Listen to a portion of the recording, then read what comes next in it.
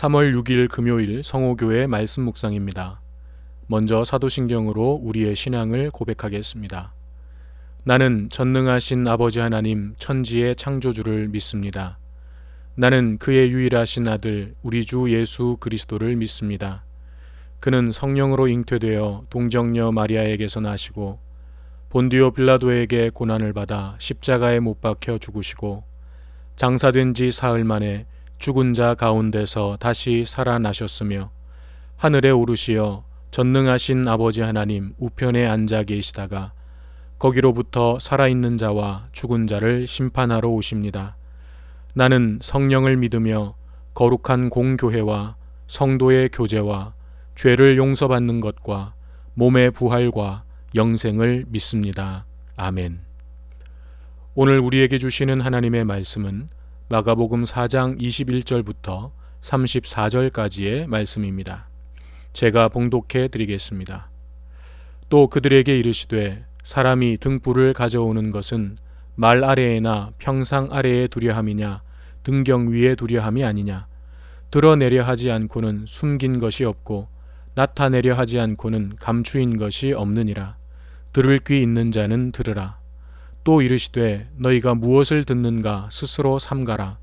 너희의 헤아리는 그 헤아림으로 너희가 헤아림을 받을 것이며 더 받으리니 있는 자는 받을 것이요 없는 자는 그 있는 것까지도 빼앗기리라.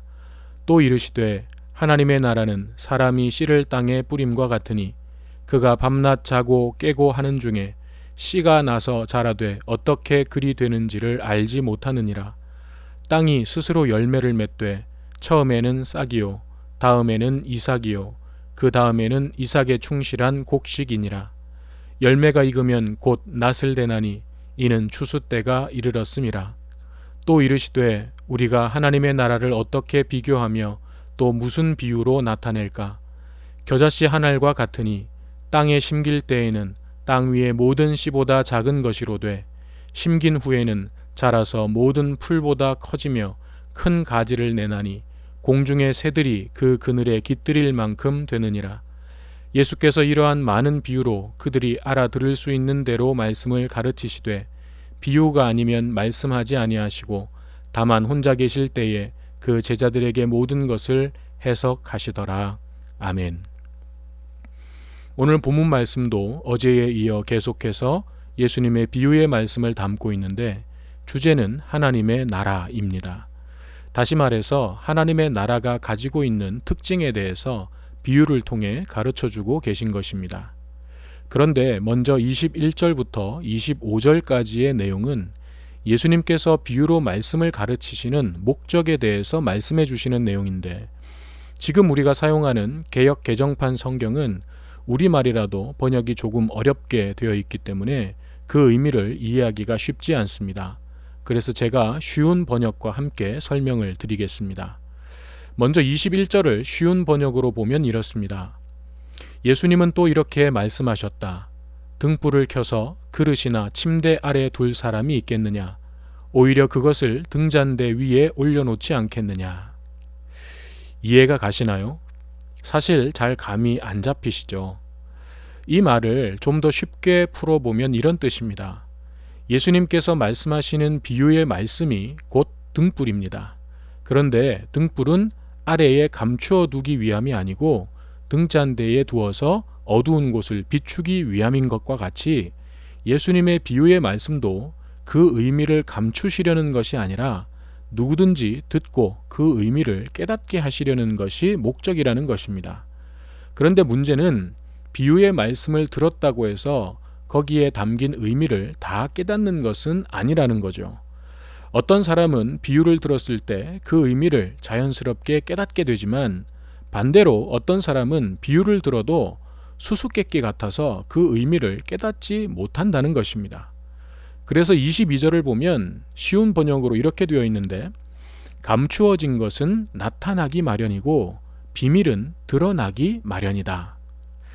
문장만 보면 모든 사람에게 그 의미가 드러나게 된다라는 뜻 같지만 이 말씀의 의미는 모든 사람에게 그 의미가 드러난다는 뜻이 아니라 깨달을 수 있는 자는 자연스럽게 그 의미를 깨닫게 된다는 뜻입니다.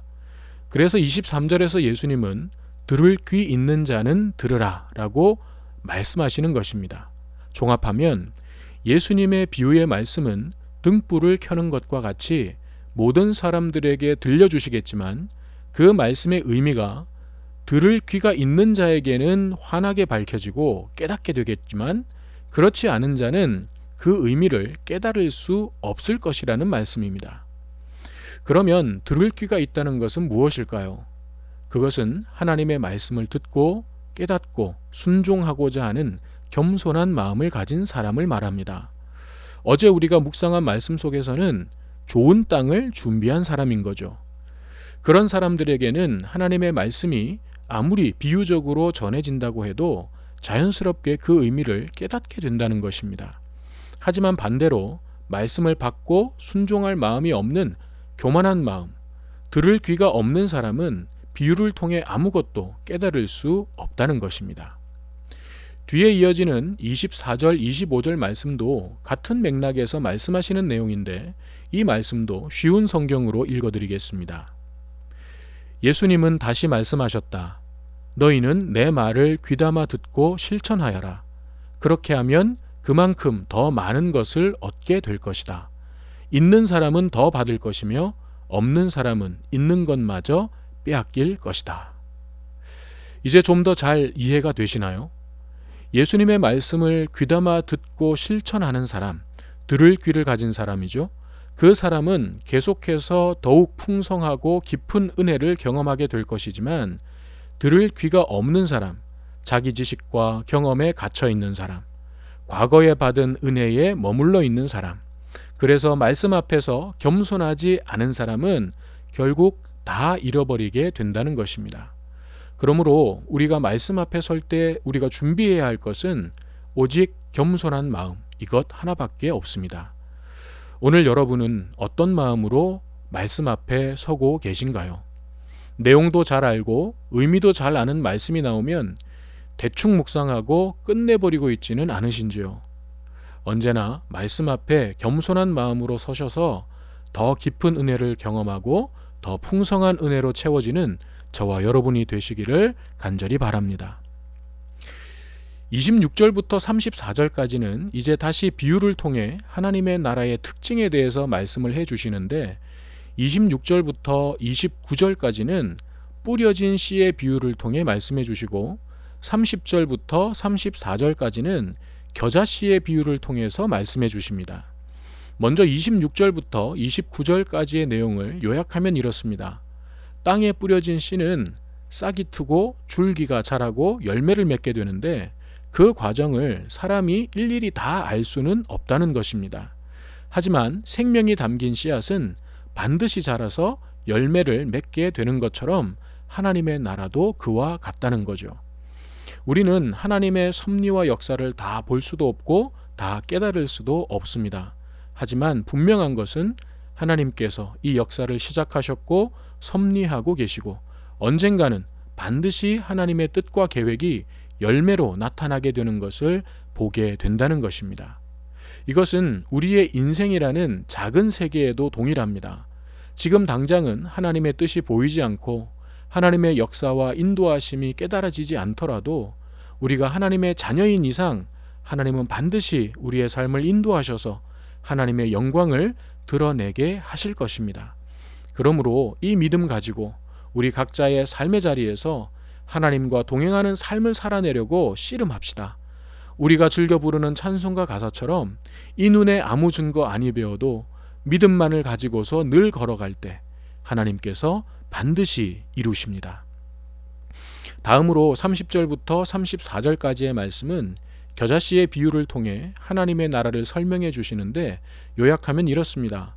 겨자씨는 보잘것없는 가장 작은 씨앗이지만 결국에는 새들도 와서 쉼을 얻을 만큼 큰 나무로 자라나게 된다는 것인데 이 말씀은 하나님의 나라가 가지고 있는 확장성과 함께 그 확장성이라고 하는 것은 아주 작은 씨앗으로도 충분하다는 것을 말씀해 주시는 것입니다. 온 세계로 퍼진 복음의 역사를 한번 생각해 보십시오. 처음에는 예수님 한 분이셨고 그 다음은 정말 형편없는 12명의 제자들이 전부였습니다. 그러나 그렇게 시작된 복음의 역사, 하나님 나라의 역사는 현재 온 세계 열방을 뒤덮는 큰 나무로 자라났습니다. 물론 이것은 규모나 어떤 숫자만을 의미하는 것은 아닙니다. 우리나라만 봐도 오늘날에는 교세가 오히려 줄어들고 있는 상황이죠. 하지만 이것은 하나님의 나라가 힘을 잃었기 때문이 아니라 우리의 죄악 때문입니다. 우리 안에 복음의 생명력이 점점 약해졌기 때문입니다. 복음이 전해지지 않았던 불모의 땅에는 지금도 계속해서 복음이 전파되고 있고 뜨겁게 하나님의 나라가 확장되어 가고 있습니다. 그러므로 우리 한국교회도 또 우리 성호교회도 이 어려운 상황들 속에서 우리의 믿음을 다시 점검하고 회개하여 새롭게 일어선다면 이 나라, 이 민족을 향한 하나님의 역사는 교회를 통해 다시 뜨겁게 타오를 것입니다. 그렇다면 그러한 하나님 나라의 확장을 위해 우리는 무엇을 준비해야 할까요? 예수님은 오늘 겨자씨 한 알이라고 말씀하시는 것입니다. 그것이면 충분하다는 것입니다. 크고 화려한 성전 건물을 준비해야 하나님 나라가 확장되는 것도 아니고요. 교회에 등록한 사람들의 숫자가 많아야 하나님 나라가 확장되는 것도 아닙니다. 보잘것없고 작고 연약한 겨자씨 같은 한 사람, 바로 내가 하나님의 손에 붙잡혀 이 땅에 심겨지면 되는 것입니다. 하나님은 언제나 한 사람에 주목하셨습니다. 예수님도 군중들과 무리를 원하신 적이 없으십니다. 그저 예수님과 함께 십자가를 지고 걸어갈 믿음의 사람, 그 한 사람을 원하셨습니다. 그러므로 오늘 내가 바로 그 한 사람이 될 때 하나님이 찾으시고 예수님께서 원하시는 바로 그 겨자씨 한 알이 될 때 하나님의 나라는 이 땅에 퍼져 나갈 것입니다. 저와 여러분이 바로 그 한 사람 되기를 주님의 이름으로 축복합니다. 기도하겠습니다. 사랑의 하나님, 들을 귀가 있는 자가 되게 하여 주시옵소서. 내 지식, 내 경험, 말씀 앞에 다 내려놓게 하셔서 오늘 지금 하나님께서 내게 말씀하시는 그 말씀을 놓치지 않고 듣고 깨닫는 자가 되게 하여 주시옵소서. 그래서 더 깊은 은혜를 경험하고 그 말씀대로 순종함으로 우리의 삶 속에 이 나라와 세계 열방 가운데 하나님의 나라를 확장시켜가는 주님의 자녀들이 되게 하여 주시옵소서. 오늘도 이 위기의 상황을 극복하기 위해 몸으로 수고하는 모든 분들과 그들을 돕기 위하여 기도와 물질로 후원하는 모든 이들에게 주님의 은총을 내려 주시옵소서. 우리의 구원자이시며 치료자이신 예수님의 이름으로 기도드립니다. 아멘.